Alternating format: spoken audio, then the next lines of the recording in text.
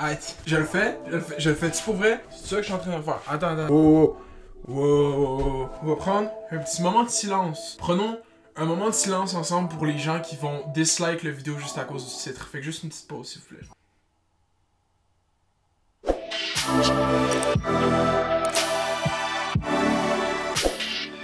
Quand Instagram t'a monté à la tête, bonjour, c'est là. Avant qu'on commence ce shit, tu remarques peut-être qu'est-ce que je porte sur moi. C'est quoi qui t'écrit? Oui, Bring Back Begin to Pack. Attends, c'est quoi ça? C'est du Champion. Oui, c'est ma merch. Ça va pas tout le temps être ça ma merch, mais pour le premier drop, j'ai décidé de faire quelque chose de spécial. Donc un long sleeve noir, Bring Back Begin to Pack, c'est ça, Champion. C'est du vrai Champion, c'est juste tease de fuck out. Genre moi je voulais vous donner de la merch, pas du Gildan, on rock Champion. Le site est live, premier link dans la description. Oui, ok, j'ai utilisé cette vidéo pour plug ma merch. Fuck yeah man, fuck yeah bro, faut payer la session. Peut-être cop un green screen, je passe tellement de temps à faire des fucking vidéos. Si je pouvais faire un peu de revenus, ce serait incroyable. Puis là, je vous check les memes, puis je vous check le Champion. Mairedelaval.com, premier link dans la description. J'ai utilisé la vidéo avec ton nom pour promote ma merch. On va faire un petit retour en arrière, voir ce qui s'est passé avec cette série. Quand Instagram t'a monté à la tête, j'ai posté le premier épisode au mois de mars dernier, vers la fin du mois. Je connais pas la date parce que je suis pas préparé. Je m'en fous. Tu penses que c'est sérieux, genre? Tu penses qu'il y a un agenda éditorial derrière tout ça? Quand Instagram t'a monté à la tête, et une série que j'ai décidé de partir, suite aux événements avec P.O. Baudouin qui ont eu lieu dans le taxi, événements légendaires, dans la description de cette vidéo, j'ai écrit « Quand Instagram t'a monté à la tête » est une nouvelle série de commentaires sur Instagram. J'ai écrit ça avant que la vidéo blow up, avant que ma chaîne blow up, avant que cette vidéo ait des views, tu comprends? Je voulais partir une série de commentaires sur la culture des influenceurs de Instagram en les niaisant, en faisant des jokes sur eux, etc.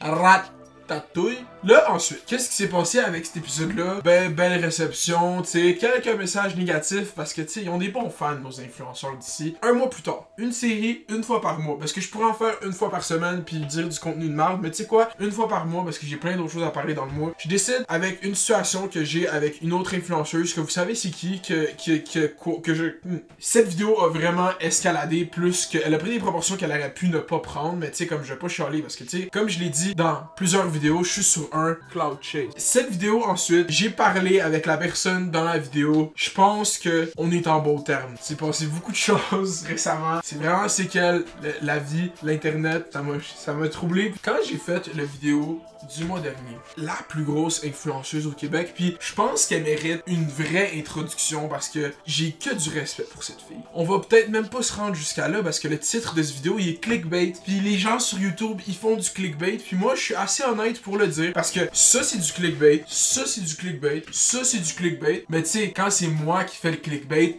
là je fais juste ça pour de l'attention. C'est vraiment pas chill chercher de l'attention quand t'as pas d'attention, mais quand ton métier c'est de chercher de l'attention, là on te pardonne. J'appelle ça vraiment, là, on a découvert le mot, ça s'appelle le paradoxe de l'attention. Qu'est-ce que ça veut dire? C'est que quand t'en as, c'est vraiment chill d'en chercher, mais quand t'en as pas pis t'en veux, t'as juste l'air d'un cloud chaser. Pis ça c'était une bars. Je vais vous dire qu'est-ce qui est arrivé, ok? J'ai posté une vidéo, j'ai reçu des appels de des gens que je vais pas nommer. On m'a menacé de hacker mon YouTube. La personne qui a fait ça, tu sais t'es qui, tu regardes sûrement la vidéo, vague sur ta chasse, ok? Les gens, si mon YouTube disparaît, je le dis live en vidéo pour que vous sachiez. C'est pas parce que j'ai décidé d'enlever des vidéos, ok? Juste que vous sachiez. La personne qui m'a dit ça, bro, tu sais t'es qui, puis tu sais que je te parle, puis c'est fucking pas chill. C'est vraiment pas chill. À un point où est-ce que j'avais 2000 subs, 3000 subs, menacer quelqu'un d'hacker son YouTube, c'est vraiment pas casu, mon chum. Puis je dis pas ton nom live parce que je vais dire la même chose devant ta face puis je m'en fous. Genre. Elisabeth Rioux, c'est la plus grosse influenceuse au Québec. Okay? Puis c'est pas juste une influenceuse, c'est une entrepreneur. J'aime pas ça la définir comme influenceuse parce que littéralement, c'est une entrepreneur qui réussit mieux que la majorité des entrepreneurs au Québec, même au Canada, même en Amérique du Nord. Sa compagnie de maillot de bain, je trouve que c'est du génie. J'ai littéralement jamais eu aucun bif avec Elisabeth Rioux. Littéralement. J'ai jamais fait de jokes sur Elisabeth Rioux sur mon compte YouTube. Elle a fait 7 stories pour défendre son ami, ok? Puis je veux pas lire les stories là, je vais en mettre quelques-uns pour que vous compreniez. Il y a deux côtés à ça. 7 stories ou 8 stories, je sais pas le chiffre exact d'Elisabeth Rioux, c'est comme 15 000 $ si j'étais une compagnie, qui même peut-être plus, je connais pas ses ratings. C'est vrai, le fait qu'elle ait fait des stories a fait blow up la vidéo, je suis totalement d'accord, elle a low-key mis le thumbnail puis le titre du vidéo dans ses stories. Il y a une façon de pas chialer de dire ça, mais je trouve ça quand même assez problématique parce que moi, si j'avais pu choisir, j'aurais préféré qu'elle fasse pas ses stories. Je tiens juste à dire que comment qu'elle a formulé ses stories, comment qu'elle a dit ça. Je pense que la cyber-intimidation au Québec, okay, c'est vraiment un issue sérieux. Puis si t'as des problèmes de cyber-intimidation, je vais laisser des ressources dans la description, comme va t'informer, va voir c'est quoi, va voir si t'es victime de cyber-intimidation.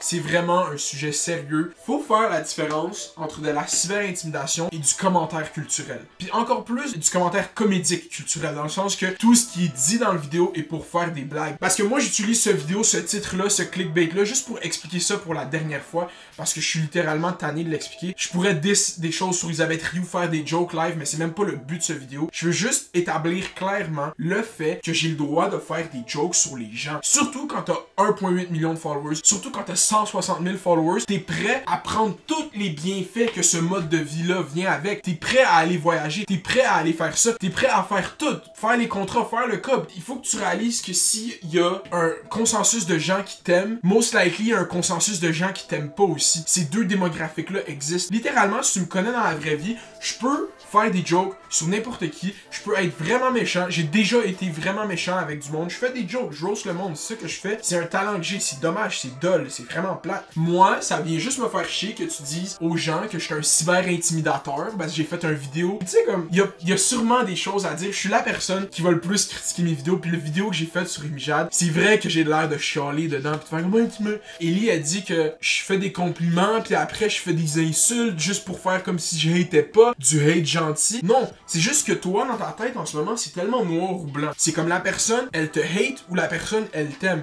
Non, les gens, ils sont critiques. Ça veut dire que tu vas faire plusieurs choses que les gens vont aimer. Mais si tu fais de quoi que je peux niaiser, je vais faire une joke parce que c'est du bon contenu. Moi, j'ai rencontré beaucoup de gens dans ce domaine-là à date, depuis tout ça a commencé dans cette industrie-là. Il y a beaucoup de gens qui sont des influenceuses qui m'ont dit comme « Hey, on attend juste ça que tu fasses une vidéo pour nous roast. » Parce que c'est all fun and games, c'est des jokes, le monde. Si t'es pas capable de rire de toi-même, ça fait en sorte que ça devient juste lourd pour tout le monde parce que c'est juste plate. Si on pouvait juste coexister puis vous embarquer dans les jokes, moi je sais que plus ma plateforme augmente, plus il faut que je fasse extrêmement attention à ce que je dis. Surtout que moi, qu'est-ce que je fais, c'est basé sur les mots que j'utilise, sur ce que je partage aux gens. Ça fait en sorte que c'est sûr qu'il faut que je fasse plus attention à ce que je dis. C'est sûr qu'il y a certaines choses dans des vidéos que j'ai faites quand j'avais 50 subs, de quand j'avais 75 subs. C'est sûr qu'il y a des jokes qui sont peut-être un peu trop loin, mais c'est de l'humour. Je vis bien avec vivre avec les conséquences de ça, puis je suis prêt à m'expliquer avec n'importe qui a eu des problèmes avec qu'est-ce que j'ai dit. Moi, je veux qu'on soit en bon terme. Peut-être que tu t'es même pas rendu jusqu'ici parce que le titre, il a trop trigger les gens, mais c'est ça. Quand Instagram te monte en tête, faut pas que tu décides de envoyer chier le monde puis dire que c'est des cyber-intimidateurs. Dire que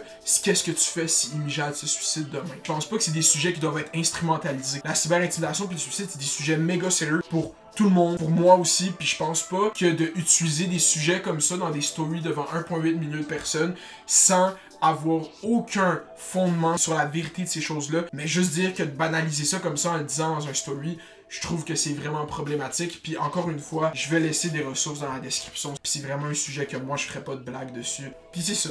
Ok, attends.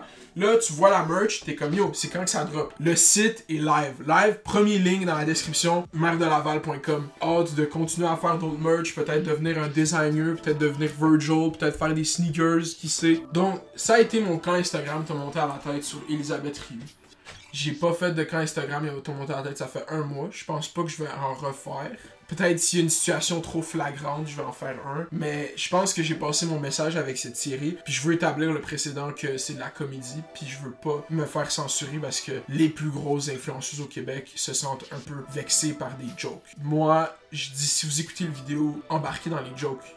Embarquez dans les jokes. Genre Rocky, ce chandail-là, embarquer dedans, ben, ça va juste être plus drôle. Parce que si t'es pas capable de rire de toi-même, c'est juste lourd pour tout le monde. Like la vidéo, subscribe, follow-moi sur Instagram, @maire-de-laval, follow-moi sur Twitter, @chiefmounir. Nouveau vidéo, dans pas long, je fais des vidéos, c'est ça que je fais. Fais les doses, fais les bails, reste à l'école, s'il vous plaît. Dog